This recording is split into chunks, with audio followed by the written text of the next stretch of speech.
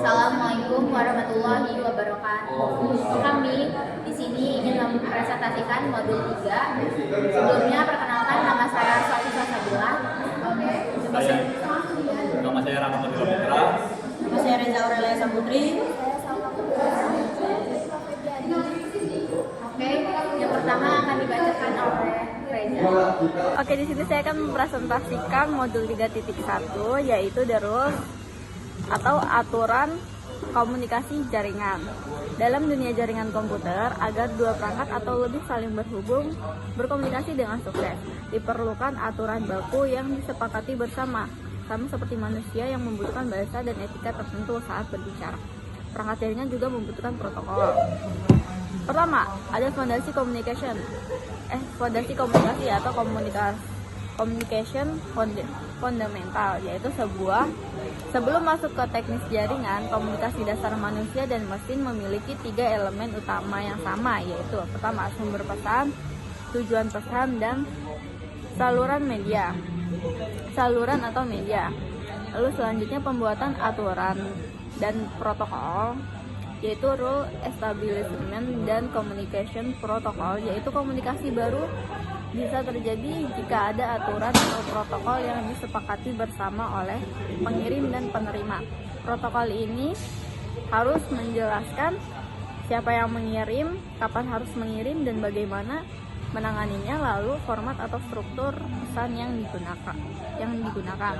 Lalu ada persyaratan protokol jaringan, yaitu network protocol requirement, yaitu di dalam jaringan komputer, protokol jaringan harus mampu menangani hal-hal berikut agar pesan sampai dengan selamat dan dapat dibaca, yaitu pertama, pengodaan pesan, yaitu message encoding, lalu ada format dan encapsulation pesan atau message formatting and encapsulation. Lalu ukuran pesan, yaitu message size, lalu selanjutnya ada waktu pesan, message timing, dan pilihan pengiriman pesan atau message deliver option. Ketiga, bedah detail persyaratan komunikasi data, yaitu ada pengkodaan pesan, yaitu message encoding. Definisinya adalah proses mengubah informasi atau data ke dalam bentuk lain, bit maupun sinyal yang dapat diterima dan ditransmisikan melalui media komunikasi. Lalu ada format dan encapsulation pesan. Definisinya adalah di sini ada format pesan dan encapsulation. Kalau format pesan sama seperti penulis surat, format harus jelas, ada alamat, tujuan, alamat pengirim, salam, isi, dan penutup. Jika format salah, surat tidak akan terkirim. Selanjutnya encapsulation adalah proses membungkus data dengan informasi kontrol tambahan seperti header dan trailer pada setiap lapisan layer jaringan sebelum dikirim. Lalu ada ukuran pesan atau message size, itu ada data berukuran besar yang dikirimkan sekaligus dapat monopoli jaringan dan menyebabkan error berat jika terjadi gangguan di tengah jalan. Lalu oleh karena itu, data harus dipecah menjadi bagian kecil yang disebut segmen atau paket. Lalu proses ini disebut segmentasi di sisi penerima. Protokol-protokol ini disatukan kembali, yaitu assembly. Lalu ada waktu pesan, yaitu message timing, yaitu mengatur bagaimana dan kapan pesan dikirim melalui 3 aturan utama, yaitu pertama, metode akses, kedua, kontrol aliran, dan ketiga, batas waktu respons. Selanjutnya adalah pengiriman pesan, yaitu message deliver option. Ada 3 cara utamanya untuk mengirim pesan di dalam jaringan, yaitu yang pertama unicast, lalu ada multicast, dan broadcast. Oke, selanjutnya kita masuk ke 3.2, itu protokol. Protokol jaringan adalah sekumpulan aturan yang mengatur bagaimana perangkat di jaringan berkomunikasi. Protokol memastikan data dapat dikirim, diterima, dan dipahami dengan benar oleh perangkat yang berkomunikasi. Selanjutnya kita masuk ke 3.2.1, network protokol. Network protokol adalah aturan yang mengatur komunikasi data antara perangkat jaringan. Setiap protokol memiliki fungsi tertentu seperti mengirim data, menerima data, atau mengatur alamat tujuan. Contoh protokol yang sering digunakan itu HTTPS, HTTP, FTP, dan SMTP. Protokol adalah aturan komunikasi jaringan. Setiap layanan jaringan menggunakan protokol yang berbeda sesuai fungsinya. Selanjutnya kita masuk ke 3.2 protokol fungsional agar komunikasi berlangsung. Protokol memiliki beberapa fungsi utama, yaitu addressing, encapsulation, segment, flow control, error reduction, dan data justice. Selanjutnya kita masuk ke inti dari materi itu adalah mengatur proses mengirim data dari awal hingga diterima dengan benar. Selanjutnya kita masuk ke 3.2.3 protokol interaction. Dalam komunikasi jaringan, beberapa protokol bekerja bersama-sama pada lapisan yang berbeda. Contohnya saat membuka website, pengguna mengetik alamat website, DNS menerjemahkan alamat domain menjadi alamat IP, dan CP membuat koneksi yang andal antara pengirim dan penerima. IP menentukan jalur pengirim paket, HTTP dan HTTPS mengirim permintaan, halaman web, browser menerima data dan menentukan halaman web. Intinya adalah komunikasi jaringan tidak hanya menggunakan satu protokol, tetapi kombinasi beberapa protokol yang saling mendukung. Selanjutnya kita masuk ke 3.2.4 secure understanding protokol. Bagian ini merupakan latihan pengujian pemahaman antara materi protokol jaringan. Materi yang diuji meliputi pengertian protokol jaringan, fungsi protokol, contoh-contoh HTTP, HTTPS, FTP, DNS, DHCP, SMART, dan lain-lain. Selanjutnya akan dilanjutkan oleh teman saya. Sekarang saya akan mempresentasikan modul 3.4 Standard Organization. Pertama, apa sih Open Standard? Open Standard merupakan standar terbuka yang dikembangkan dan dapat digunakan oleh berbagai pihak tanpa bergantung pada satu vendor tertentu. Standar ini bertujuan untuk memastikan perangkat keras, perangkat lunak, dan sistem dari berbagai produsen dapat saling berkomunikasi dan bekerja dengan baik, sehingga meningkatkan interoperabilitas dan kompatibilitas dalam jaringan komputer.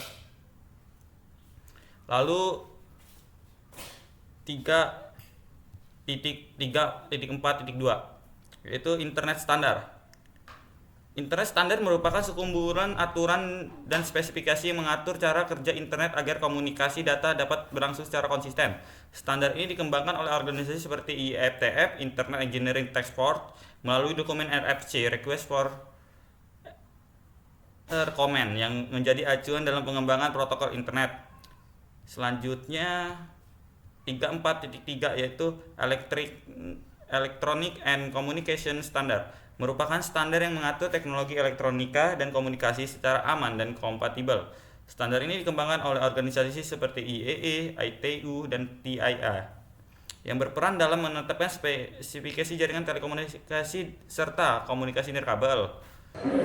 Baik, di sini kita di 3.5.1 di mana ada the benefit of using a layer model, yang mana konsep dasarnya adalah memecah proses komunikasi yang sangat kompleks menjadi bagian detail kecil yang mudah dikelola. Manfaatnya meliputi kemudahan dalam melakukan troubleshooting karena masalah bisa dilacak di layar spesifik, serta memungkinkan inovasi di satu layar tanpa mengganggu layar lainnya. Lalu ada the OSI Layer Reference Model, di mana ini adalah model teoris yang dikembangkan oleh ISO sebagai standar universal, di mana dia memiliki 7 layer, yaitu ada physical, ada data link, ada network, transport, dan session, presentation, application. Lalu selanjutnya ada TCP IP, di mana ini adalah model praktis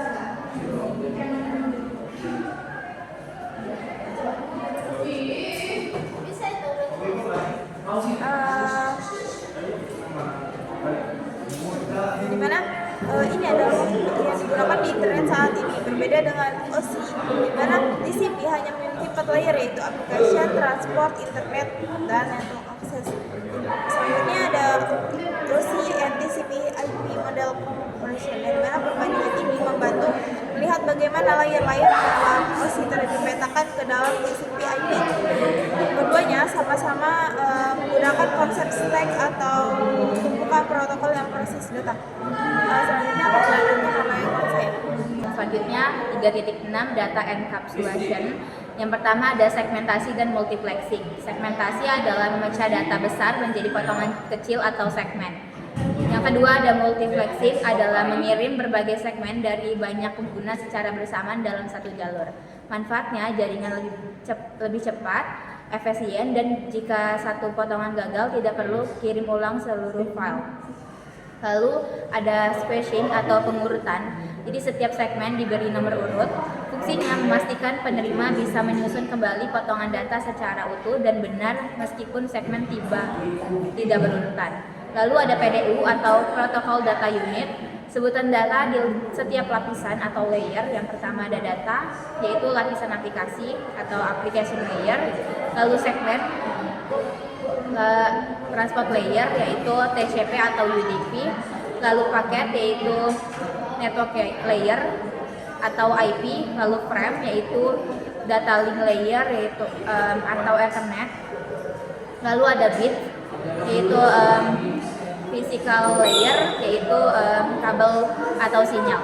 Selanjutnya ada enkapsulasi dan dekapsulasi. Enkapsulasi atau sisi pengirim itu adalah proses membungkus data dengan informasi kontrol atau header dari lapisan atas ke bawah. Lalu ada dekapsulasi atau sisi penerima, yaitu proses membuka bungkus data satu persatu dari lapisan bawah ke atas untuk membaca pesan aslinya.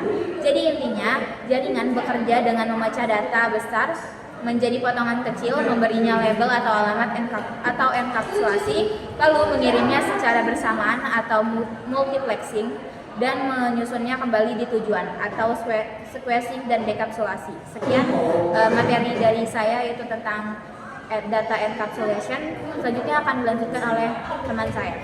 Selanjutnya saya akan membahas tentang perbedaan fungsi antara alamat IP layer 3 dan alamat MAC layer 2. Saat mengirimkan data, yang pertama ada dua jenis alamat jaringan. Alamat lapisan jaringan IP mengirimkan paket dari sumber asli ke tujuan akhir. Alamat ini tidak pernah berubah sepanjang perjalanan. Alamat lapisan tautan data atau MAC mengirimkan frame dari satu perangkat ke perangkat berikutnya dalam jaringan lokal yang sama. Yang kedua ada sekundari yang menerima data. Jika jaringan sama, paket dikirim langsung. Alamat IP dan alamat MAC tuju langsung pada komputer server target. Jika jaringan berbeda atau jarak jauh, IP tujuan tetap mengarah ke server target akhir. Namun MAC tujuan harus diarahkan ke default gateway atau router terlebih dahulu. Kesimpulannya, alamat IP selalu tetap dari awal sampai akhir, sedangkan alamat MAC akan selalu berubah di setiap hop atau router yang dilewatinya. Sekian dari kelompok kami. Wassalamualaikum warahmatullahi wabarakatuh.